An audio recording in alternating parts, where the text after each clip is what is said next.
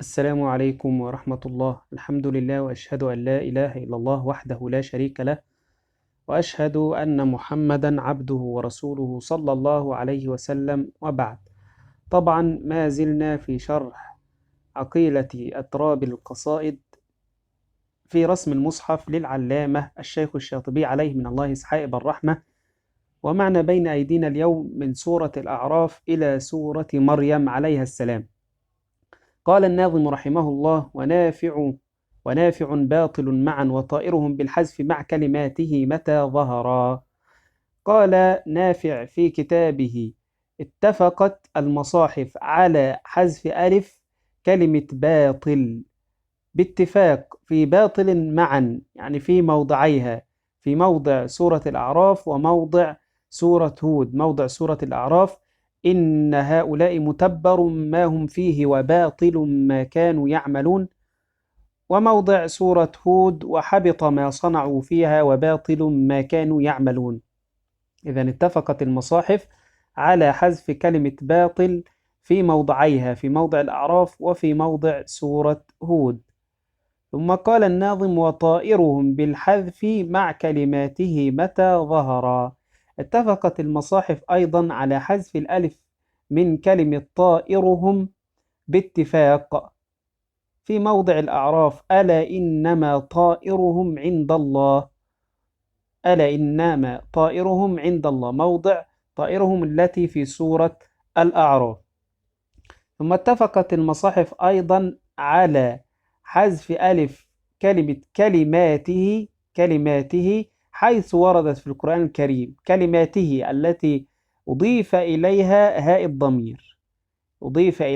الضمير، مثل يؤمن بالله وكلماته، ولا مبدل لكلماته، ويحق الحق بكلماته.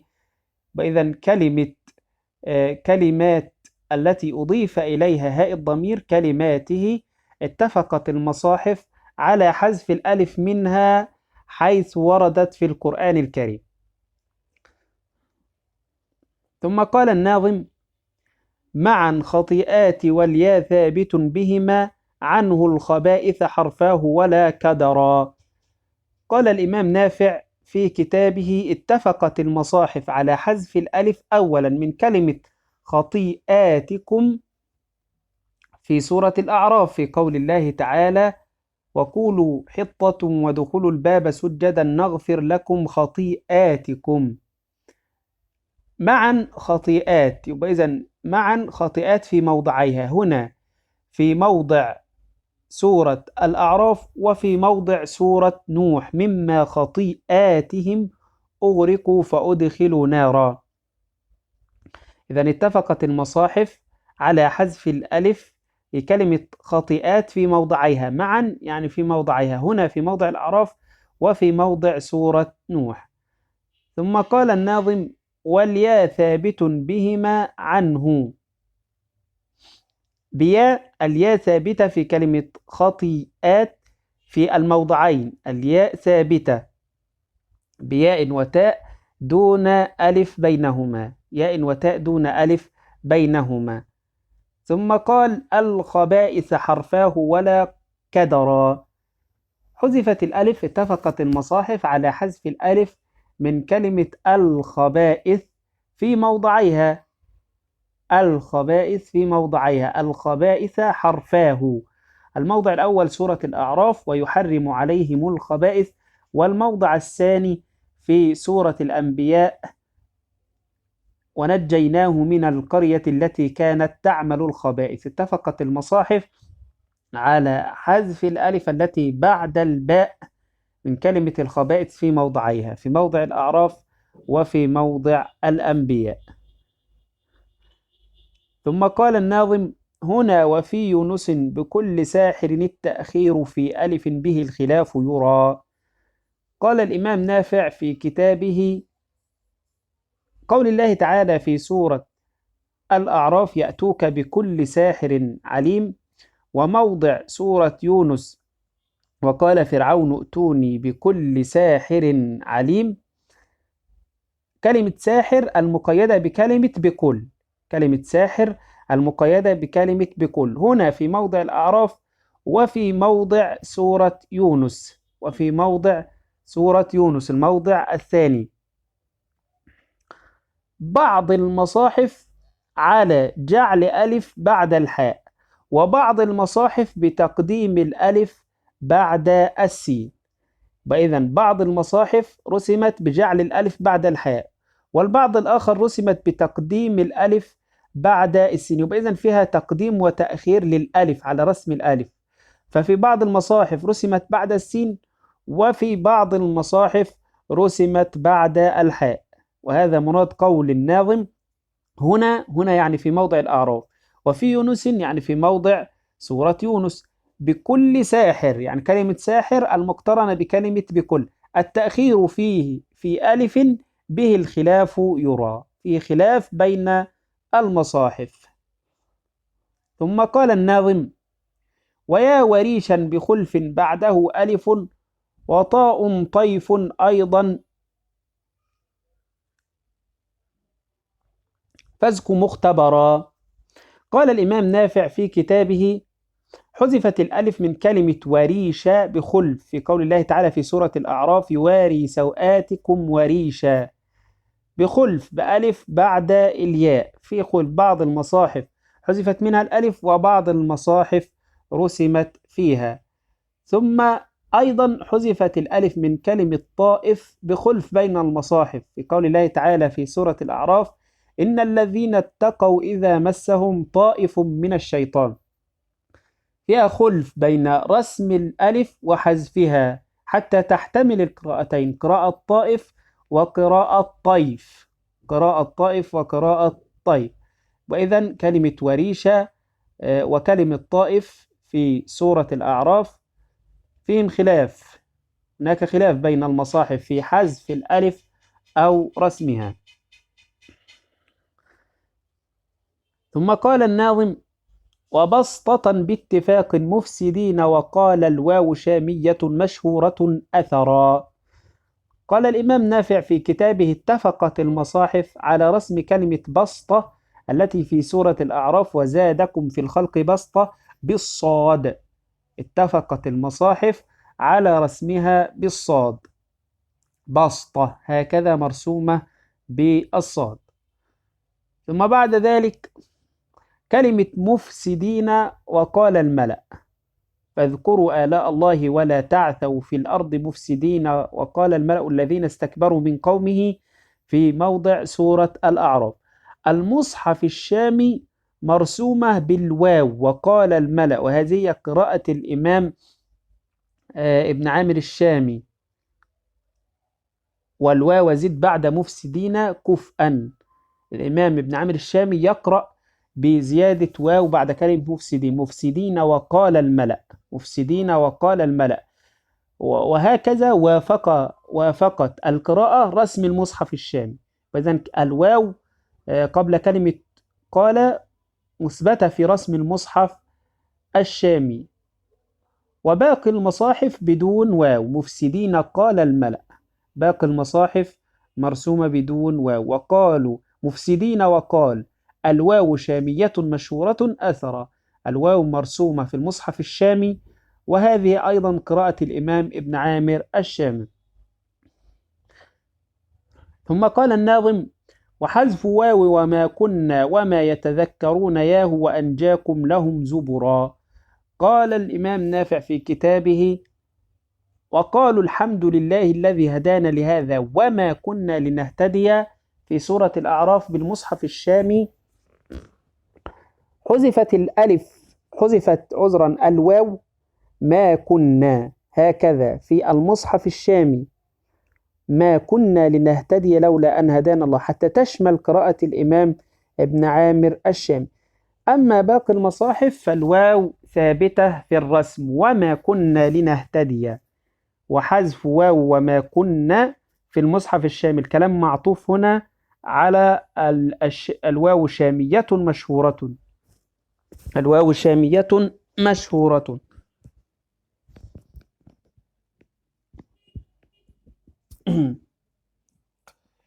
ثم بعد ذلك قول الله تعالى في سورة الأعراف: اتبعوا ما أنزل إليكم من ربكم ولا تتبعوا من دونه أولياء قليلا ما تذكرون. مرسومة في المصحف الشامي بياء قبل التاء، قليلا ما يتذكرون، وهذه أيضا قراءة الإمام ابن عامر الشامي. وما يتذكرون ياهو، الياء ثابتة قبل التاء رسما، قليلا ما يتذكرون في المصحف الشامي. وباقي المصاحف بحذف الياء، باقي المصاحف بحذف الياء. ثم بعد ذلك قول الله تعالى: وإذ أنجيناكم من آل فرعون في سورة الأعراف، مرسومة في المصحف الشامي بدون ياء، بدون ياء ونون. وإذ أنجاكم بدون ياء ونون، وأنجاكم لهم زبرا أي بحذف الياء والنون، وإذ أنجاكم من آل فرعون، هكذا. أما باقي المصاحف فمرسومة بالياء والنون، وإذ أنجيناكم. ثم بعد ذلك قال الناظم: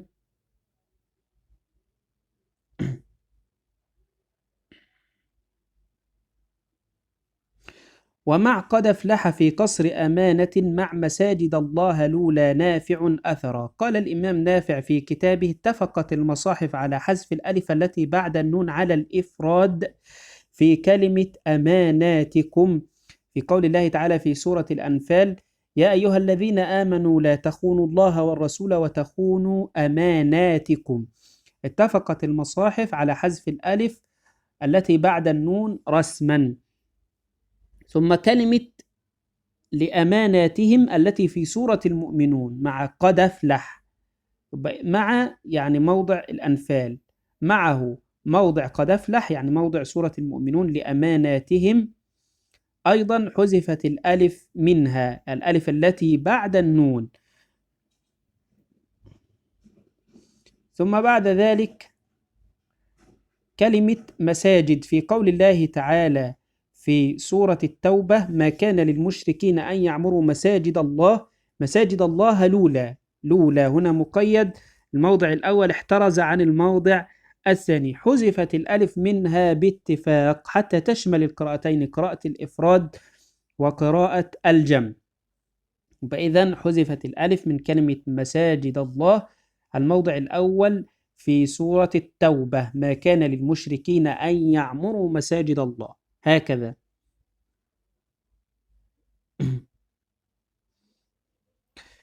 ثم قال الناظم: ومع خلاف وزاد اللام ألفا لأوضعوا جلهم وأجمعوا زمرا.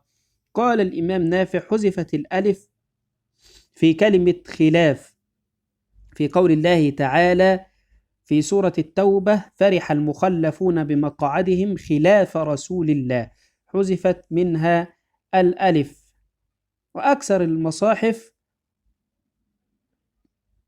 على رسم ألف زيادة، ألف بعد الألف، في قول الله تعالى في سورة التوبة: لو خرجوا فيكم ما زادوكم إلا خبالا ولا أوضعوا، ولا أوضعوا. طبعا هي الألف فيها خلاف بين الرسم والحذف، بين الرسم والحذف، وهذا مراد قول الناظم: ألفا لأوضعوا جلهم وأجمعوا زمرا. طبعا أجمعوا على حذفها لفظا، لكنها في بعض المصاحف رسمت وفي بعض المصاحف حذفت رسما. لأذبحن وعن خلف معا لا إلى من تحتها آخر مكيهم زبرا. قال الإمام نافع في كتابه: اتفقت المصاحف على زيادة ألف بعد الألف، فأصبح ألفان بعد اللام في كلمة لأذبحنه في سورة النمل، أو لأذبحنه. إذن هنا اتفقت المصاحف على رسم الألف، اتفقت المصاحف لأذبحن على رسم الألف في كلمة لأذبحنه في سورة النمل.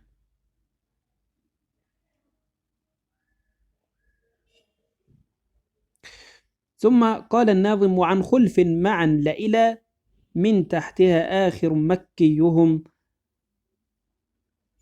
كلمة ولئن متم أو قتلتم لإلى الله تحشرون في سورة آل عمران. اختلف فيها في المصاحف على زيادة ألف بعد الألف، وأصبح ألفان بعد اللام، لإلى الله تحشرون. طبعا لم يذكرها الناظم في فرش سورة آل عمران، وذكرها هنا اتباعا لأنها تشبه كلمة لأذبحن، تشبه كلمة لأذبحن، وهو إثبات ألفين بعد اللام، إثبات ألفين بعد اللام. وخلاصة القول أنه فيها خلف بين المصاحف في حذف الألف وإثباتها، لإلى الله تحشرون رسما.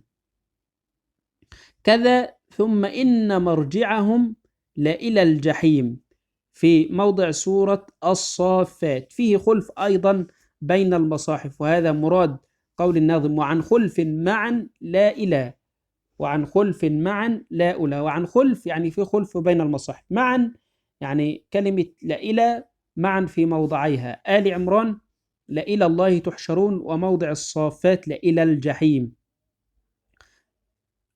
من تحتها موضع سورة التوبة: وأعد لهم جنات تجري تحتها الأنهار، في المصحف المكي بزيادة من، بزيادة كلمة من، وباقي المصاحف بحذفها حتى تشمل قراءة الإمام ابن كثير المكي الذي يقرأ بزيادة من الجارة: من تحتها جنات تجري من تحتها الأنهار.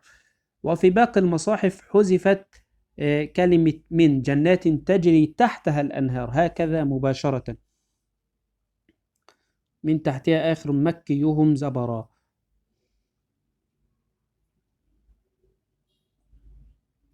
ثم قال الناظم: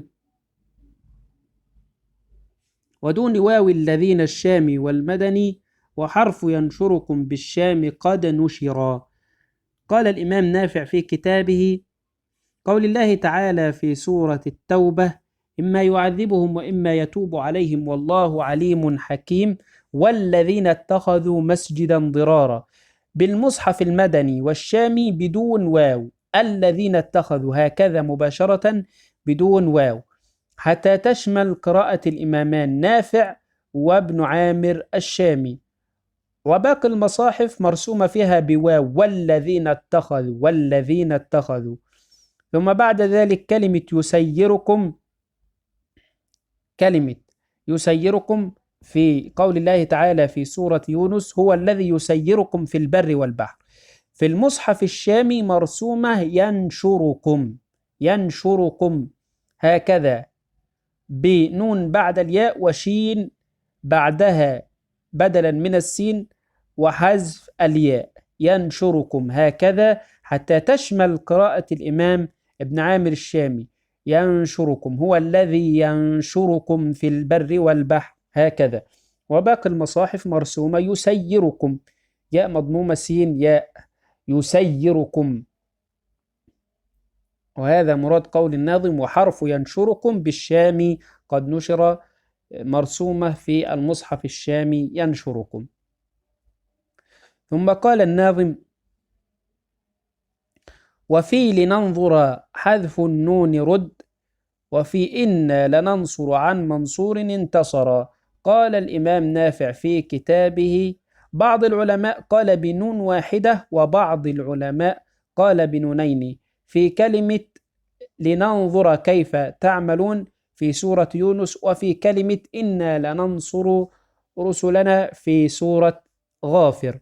وفي لننظر حذف النون رد، وفي إنا لننصر عن منصور انتصر. وإذن فيه خلاف، هاتين الكلمتين فيهم خلاف. ففي البعض قال العلماء ترسم بنون واحدة: لننظر كيف تعملون إنا لننصر رسلنا. وفي البعض الآخر قال بنونين، والأرجح بنونين، عن منصور انتصر هذا هو الأرجح، أنها مرسومة بنونين في أغلب المصاحف أو في كل المصاحف.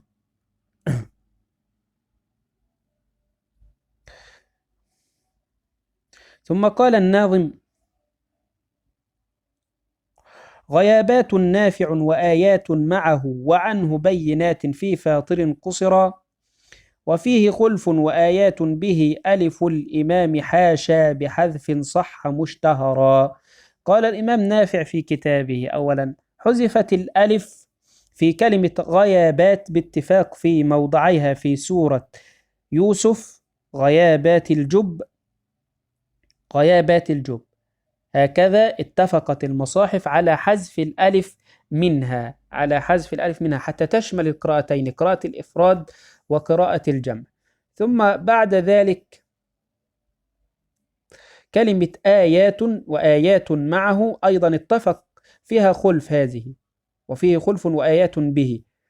كلمة آيات في قول الله تعالى في سورة يوسف: لقد كان في يوسف وإخوته آيات للسائلين، حذفت الألف منها بخلف حتى تشمل القراءتين، قراءة الإفراد وقراءة الجمع. ثم كلمة بينات في سورة فاطر: فهم على بينة منه، حذفت الألف أيضا منها بخلف، ففي بعض المصاحف مرسومة وفي بعض المصاحف محذوفة. وهذا مراد قول الناظم: وآيات معه وعنه بينات في فاطر قصرا وفيه خلف، وفيه خلف. وآيات به، آيات أيضا فيها خلف.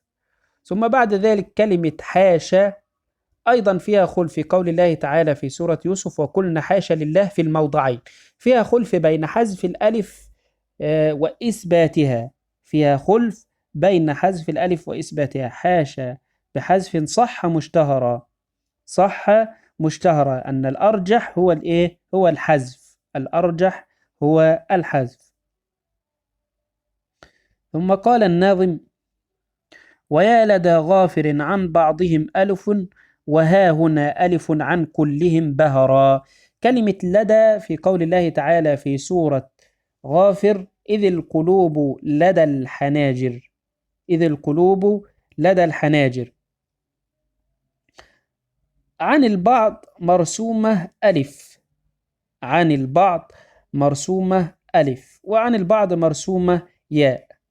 أما كلمة لدى التي في سورة يوسف: واستبق وألفي سيدها لدى الباب، فهي بألف باتفاق، فهي بألف باتفاق. فإذا كلمة لدى الباب في سورة يوسف اتفقت المصاحف على رسمها بالألف، وكلمة لدى الحناجر في سورة غافر فيها خلاف، لكن أكثر المصاحف أنها مرسومة بالياء وليس بالألف.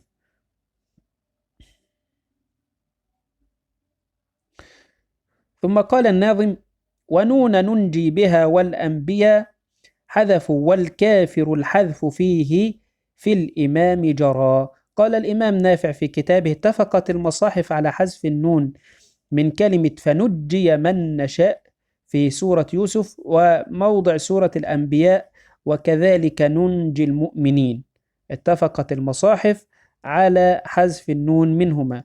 ونون ننجي بها، بها يعني في موضع سورة يوسف، عطفا على الكلام الأخير هو كلمة لدى الباب.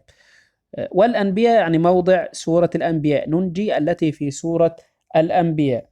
ثم قال الناظم: والكافر الحذف فيه في الإمام جرى.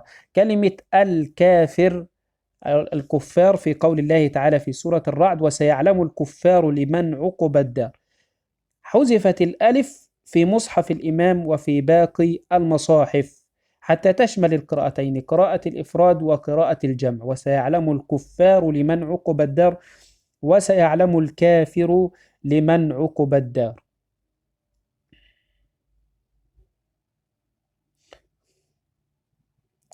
ثم قال الناظم: لا تيأسوا ومعا ييأس بها ألف، في استيأس استيأسوا حذف فشى زبرا.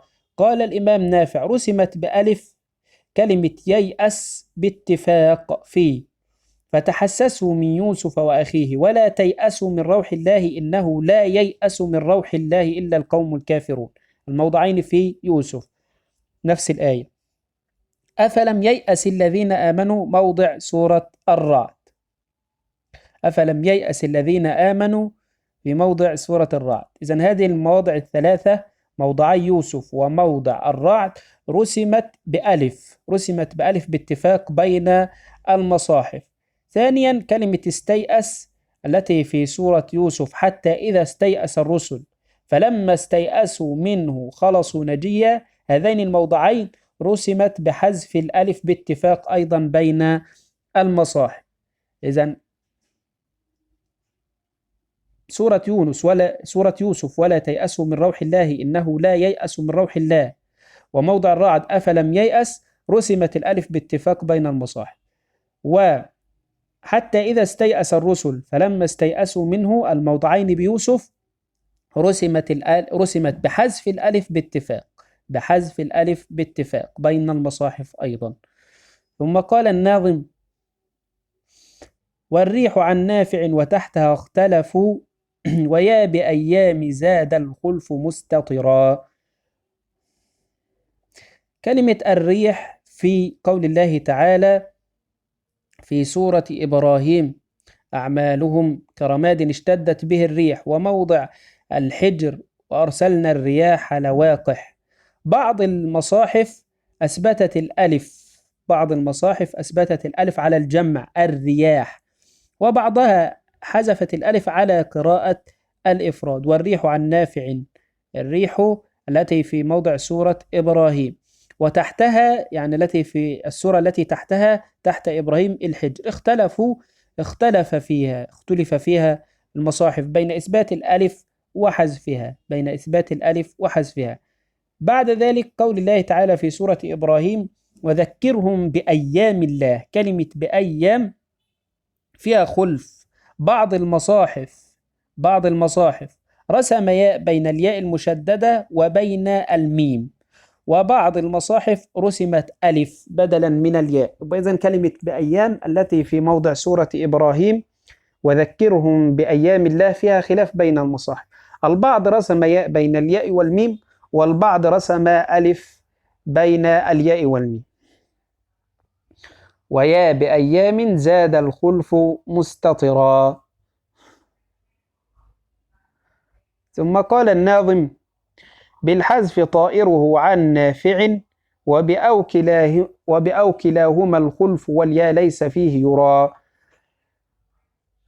كلمة طائره في قول الله تعالى في سورة الإسراء: وكل إنسان ألزمناه طائره في عنقه. حذفت الألف من المصحف المدني كبقية المصاحف بالحذف طائره، إذن حذفت الألف من جميع المصاحف.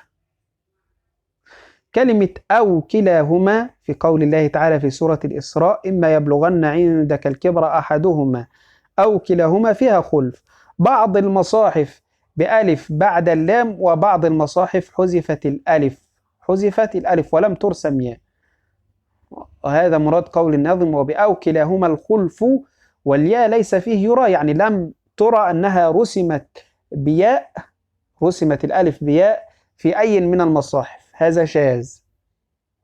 أما الخلاف فهو دائر بين إثبات الألف رسما وحذفها، بين إثبات الألف بعد اللام وحذفها.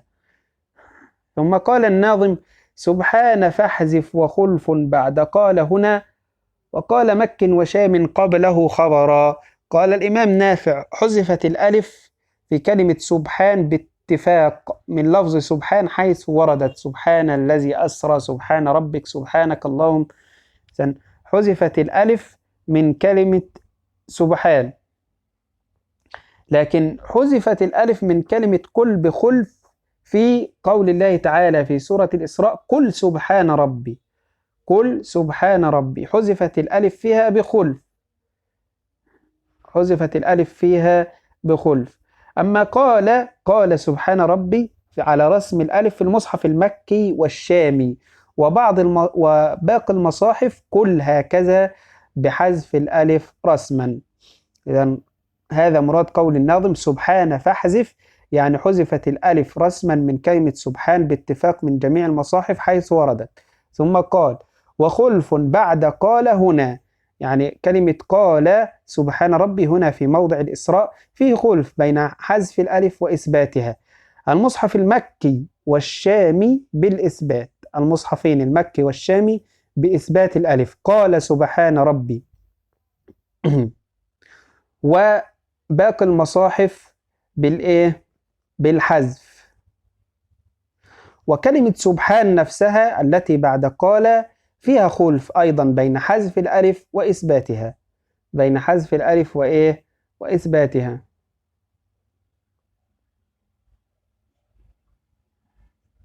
ثم قال الناظم: تزور زاكية مع لاتخذت بحذف نافع كلمات رب اعتمرا. قال الإمام نافع في كتابه: حذفت الألف أولا من كلمة تزاوروا باتفاق في جميع المصاحف، وترى الشمس إذا طلعت تزاور عن كهفهم. ثانيا كلمة زاكية زكية، قال أقتلت نفسا زكية، هكذا حتى تشمل القراءتين زاكية وزكية. وأيضا تزاور حتى تشمل تزور وتزاور. وحذفت الألف أيضا من كلمة لاتخذت عليه أجرا، لاتخذت عليه أجرا حذفت الألف باتفاق من جميع المصاحف حتى تشمل القراءتين لاتخذت ولتخذت. حذفت الألف أيضا من كلمات باتفاق في قول الله تعالى في سورة الكهف: قبل أن تنفد كلمات ربي، كلمات ربي، هكذا كلمات المرفوعة المقترنة بكلمة ربي في موضع الكهف: قبل أن تنفد كلمات ربي. حذفت الألف منها باتفاق في جميع المصاحف. وتزور زاكية مع لاتخذت بحذف نافع كلمات ربي اعتمرا. ثم قال الناظم: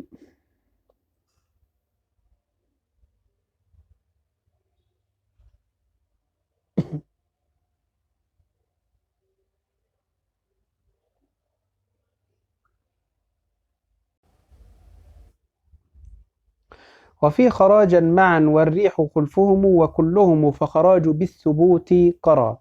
قال الإمام نافع: حذفت ألف كلمة الريح بخلف في قول الله تعالى في سورة الكهف: فأصبح هشيما تذروه الرياح. ثانيا حذفت ألف كلمة خرج بخلف في موضع الكهف: هل نجعل لك خرجا، حتى تشمل قراءة خرجا وخراجا. ثالثا حذفت ألف كلمة خرجا بخلف في موضع المؤمنون: أم تسألهم خرجا. رابعا حذفت ألف كلمة فخراج قولا واحدا في جميع المصاحف في قول الله تعالى في سورة المؤمنون: أم تسألهم خرجا فخراج ربك.